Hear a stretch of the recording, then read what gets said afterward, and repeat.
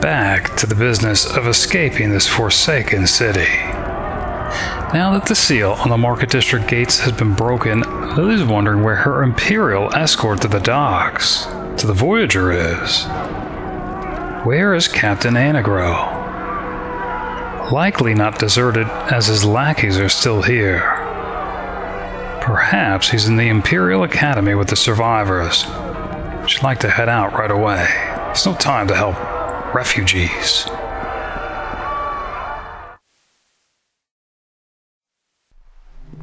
Instructor Jarvis? That tinkering gnome? Where is everybody? Lilly can't believe they all left ahead of her. She opens the gate and they leave her behind. Traitors.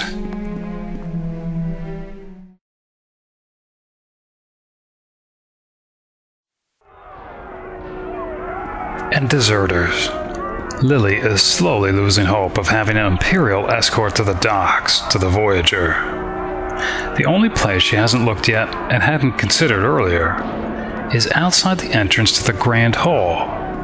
Perhaps the captain meant to ensure her safe exit through the front door by dispatching the Crimson followers out front. She's a bit nervous to check, only trusting her own eyes, frightened of being caught alone, but does so anyway.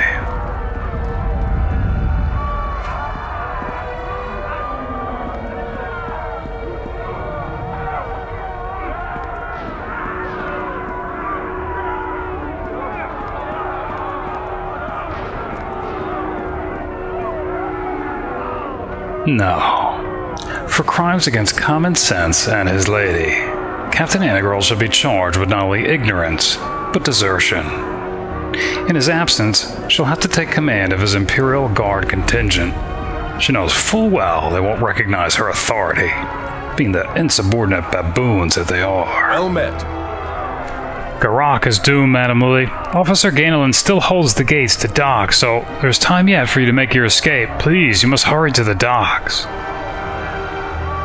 They're not called a troop for nothing. Who is that by the gate with Markius? That fool wizard Harkon. And Kara Dinesh? Lilly can hardly believe she's seen the sultry priestess of Arcana again. The one from Ravenclaw Tavern, room number 1. Well met. So much death in this city. Please do speak with Markius. It is a matter to discuss with you that may well concern your safety. Yes, hello to you.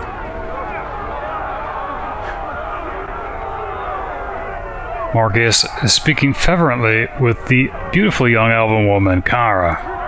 Kara, what news do you carry the Market District? How has it fared in this battle?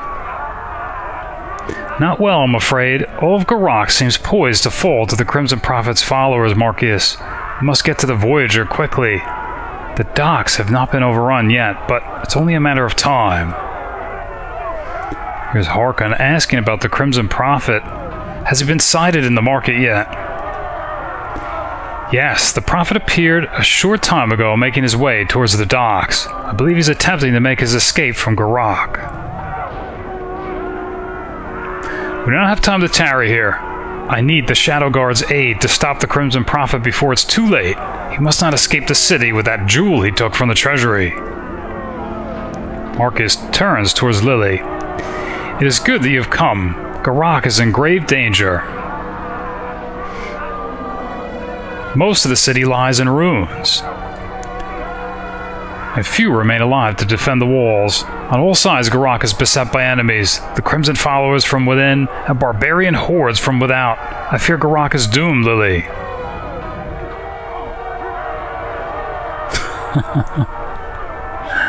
Yeah, she doesn't want to die here in this miserable outpost of the north. Then we may be able to aid you, Lilly. We'd like to see you capped in safety as well. As of yet, the docks have not fallen to the enemy. We have a ship there, the Voyager, which of course she was hoping they were going to escape on, which will take us to safety. I'd like for you to accompany us to the docks, Lilly. Must hurry. Crimson Prophet is still on the loose, and the docks will not remain safe for long. We have to reach the Voyager before Ghaarak falls.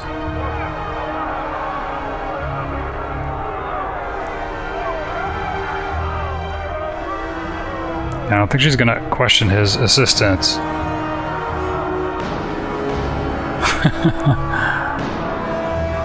She'll have time to ask about the ShadowGuard later. But asking what the Crimson Prophet plans. We do not know as of yet. He may intend to use that gem from the Grand Hall for some foul purpose. Harkon and I intend the siege does not escape Ghaarak with the orb in tow. Alright. You will be safe upon the Voyager, Lilly. I can spare one of my companions to escort you to your ship, but the others I will need if we are to stop the Crimson Prophet. Speak with each of my companions and choose which you would like to be your escort. Once you've done so, make our way to the docks. Well, I think there's no question of who she would pick. But I think she'd like to ask.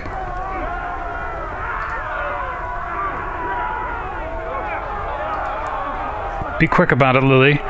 Do not have long and the Crimson Prophet must still be confronted. Well met. Kara smiles charmingly at Lilly as she approaches and turns her dark eyes towards her. So it seems we meet again, lass. Do you wish for me to join you on the trip to the docks? I'm a priestess of no small skill and may prove valuable to you.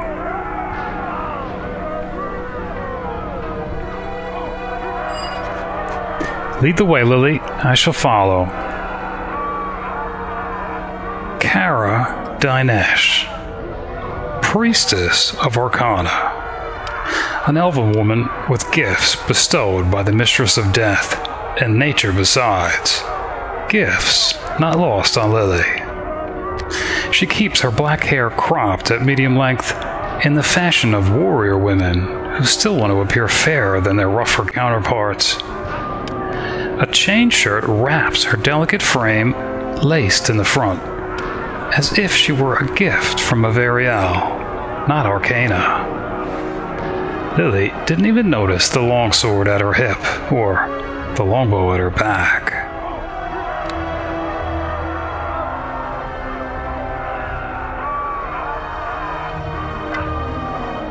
Lilly is glad to have Kara's company. The witch and the wizard reunited again. Except this time, instead of fighting witch hunters, they'll be battling followers of the Crimson Path on the way to the docks, the Voyager. No matter. She decides to apply mage armor again, but this time forgets all about Chancellor Varun.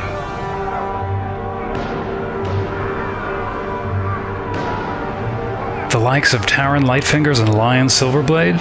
She could care less. But she probably needs to at least speak with Markius to see what the plan is. It is his ship, after all. How are you? The market district isn't pretty at the moment, lassie. You better talk with Markius. What do you want?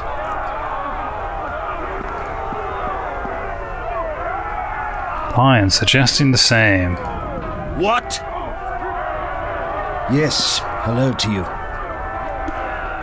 I must go now to face the Crimson Prophet, Lilly. I wish you luck, and may Rakah keep you safe. He motions towards his companions, who quickly depart through the gate.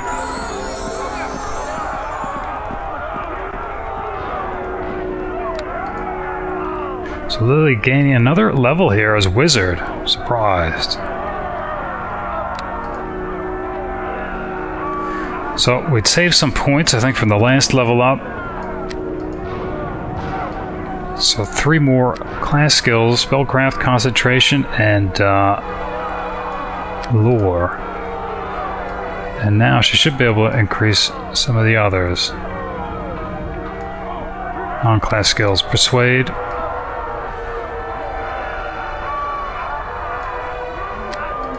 appraise,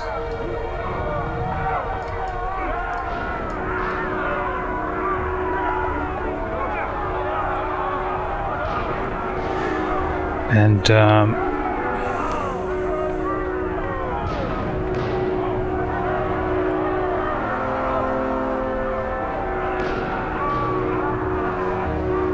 Boy, I guess she can't really... That's probably it. I guess we'll hold on to those 2 points. Alright. And able to pick another feat.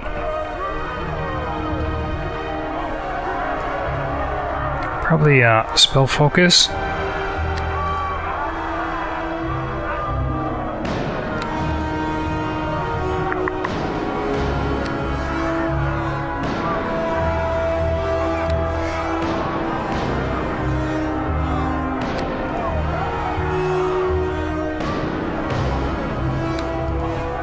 Well, yeah, I don't think it really actually matters at this point that much. I believe Magic Missile will be under evocation.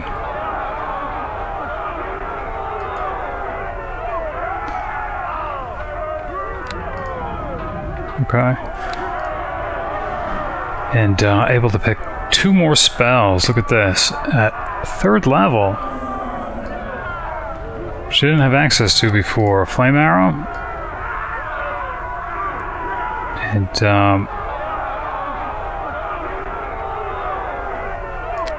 Summon Creature 3.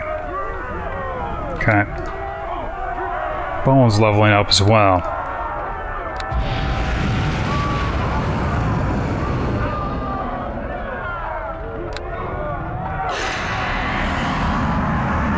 The Wizard and the Witch. The women confer with one another, going over what spells they believe they'll need in the expected battles ahead to reach the Voyager. And Lilly finally settles on a more powerful summoning spell, and Flame Arrow. Lilly boasts to Kara how Bonesy could kill a man before Markius even unsheaths his massive greatsword, as he's so fond to do, making Kara laugh, as she admits he often puts on the same dramatic flair in front of her as well. They decide to memorize spells together in the relative solitude of the Imperial Academy.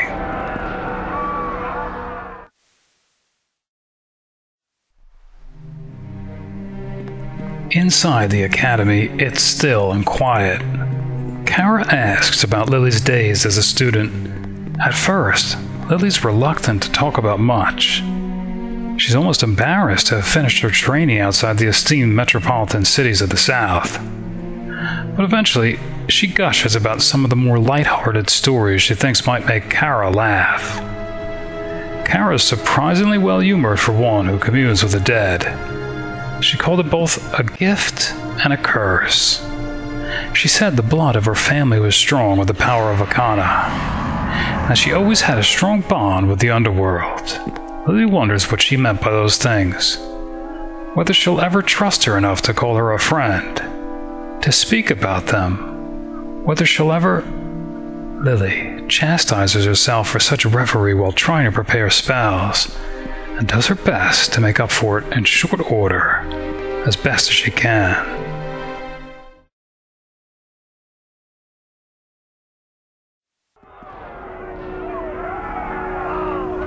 She had almost forgot about him. Captain Anagril. She approaches, willing to overlook his ignorance and desertion, wondering if the Witch and the Wizard can maybe get an Imperial escort yet. Well met. You did it last. The gates to the market district are now open. May turn out attention to evacuating the Imperial citizens.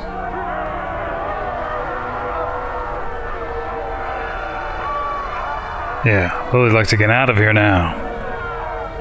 It doesn't look like it's going to accompany her to protect her and Kara. Seems disappointed in Lily's words. At a time like this, all you can think of is yourself. You should be ashamed, Lilly. Still, I suppose we're all under a great deal of stress. I suggest you follow the citizens in retreats in Market District. I remain here to ensure all who can escape do so, but I will follow suit as soon as I possibly can. Yeah, I just wonder why he's not going to accompany her. I can't, Lilly. My duty demands I save as many lives as possible. We still do not know who may be trapped within the wreckage here. Find yourself a place of refuge and do not worry over my fate any further. She certainly wasn't worried about his fate. Now he's disappointed her.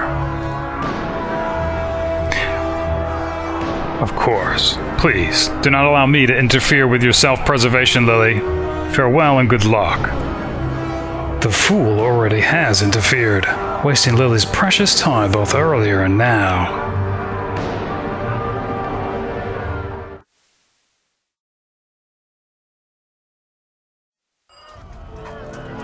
The market district is in chaos. Make for the docks. Officer Ganolin still holds the gates. Flee the city or it's too late.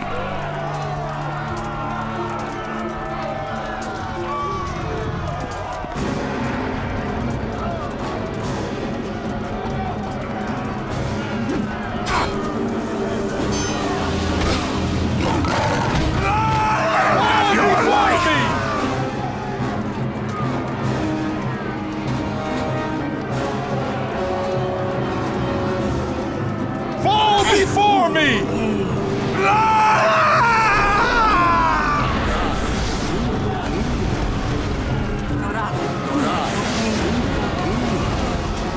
Alright, at first I thought we had the advantage of numbers, and now it looks like we don't anymore. Not sure what these guards are doing, though. Not much. Alright.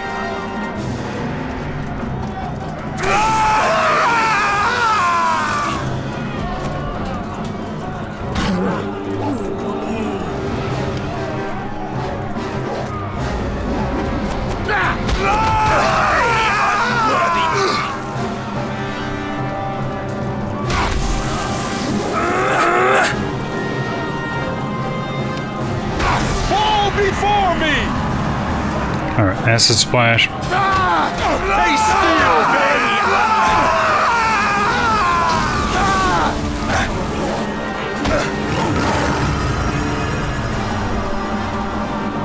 Boy, that summoned shadow, that must be Kara's.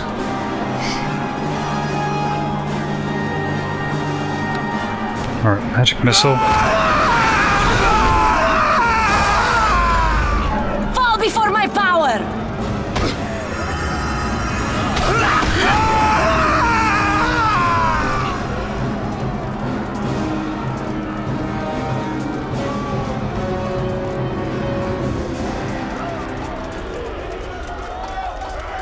With the break in the fighting, Lily spots it. Her poor private villa.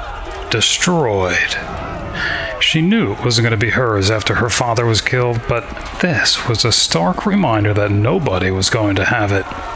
It was gone, reduced to its foundation. Though she can't help but wonder if her bath and guest rooms in the undercellar are still intact.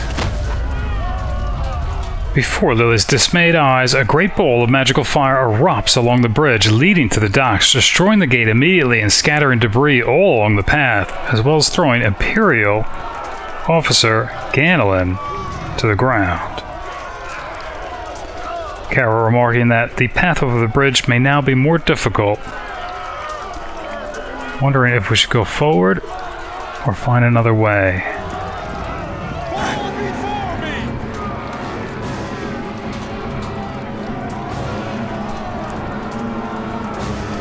Here's more Crimson followers. I'll have your life! Stay still! Die, Kerr!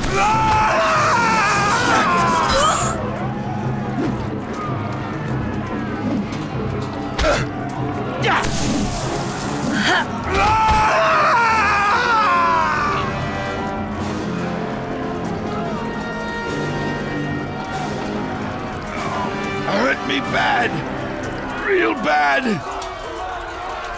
Officer Ganolin gazes up at Lily weakly as she approaches, his face bloodied and broken. Madam, Lily, is that you? It is good to see you alive, Lily. Word reached me of your father's death, and I had little hope that you would survive. I tried to keep the gates to the docks open, but It seems the enemy has finally bested me.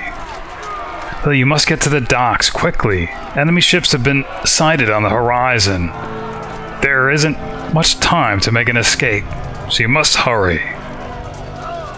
I am not long for this world, but I will help if I can.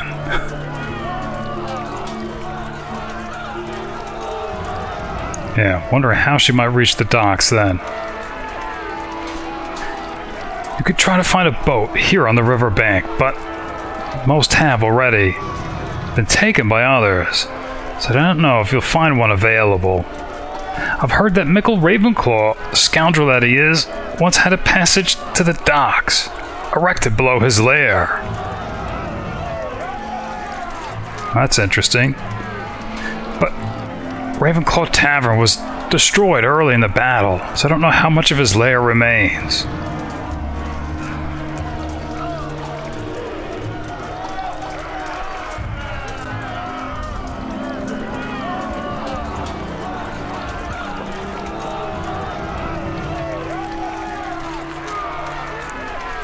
It seems Officer Ganolin is about to say more, but suddenly his eyes roll upward into his head and his breath grows still.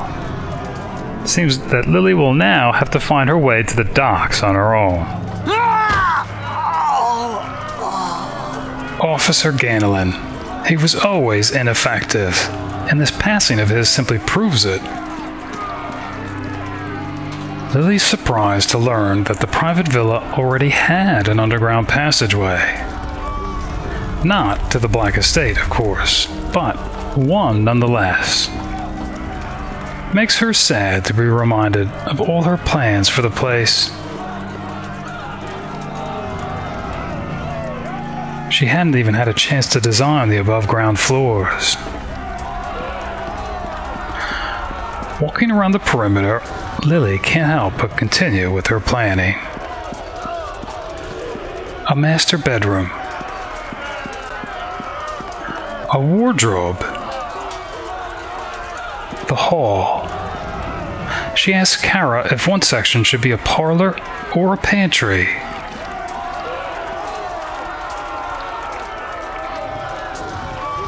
An odd-looking pile of rubble.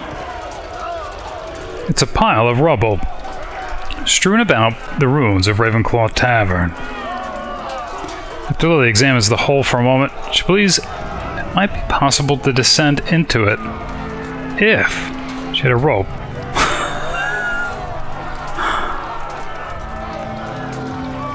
Lily asks Kara if she has any rope, not expecting that she does, but figures it's the polite thing to do. She then decides to look by Savannah's stole first, hoping to maybe find a few interesting things left behind by the arcane merchant. She remembers seeing scrolls of Charmed Person in Greece earlier, when she wasn't even able to cast spells that powerful, and sets Bones to work on the merchant's chest.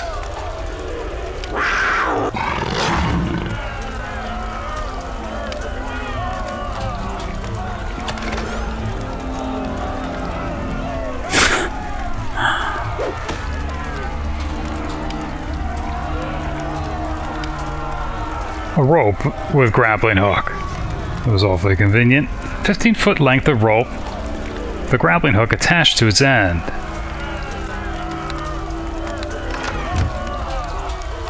Why stop there? She might as well add to her stock for when she opens shop on that southern city's pier, selling, what was it? Luxury lances? Battle axes? She relays the joke to Kara, who finds it laughable as well, and the priestess adds that they could make it a joint venture. The wizard and the witch. Now, Lily knows it sounds better the other way around, but is pleased that Kara put her first. That sultry elven priestess is slowly learning her place. Alright, Lily tying off the grappling rope lets it drop slowly into the gaping hole beneath her, descending the rope.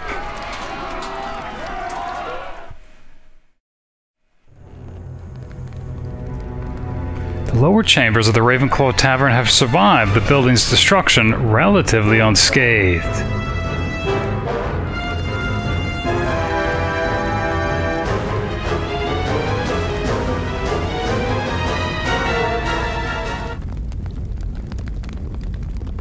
Lily takes one last look at her wine cellar, with Ghaarak's best and even better.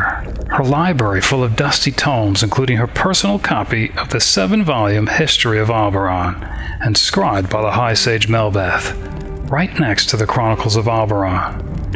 Her guest room, with Kara laid out on the elegantly carved wooden bedstead atop fine linens and countless pillows, and her hot bath with wooden tub and silver pipes. She rushes to open the trap door and escape into the dark, for fear that Kara will see her tears.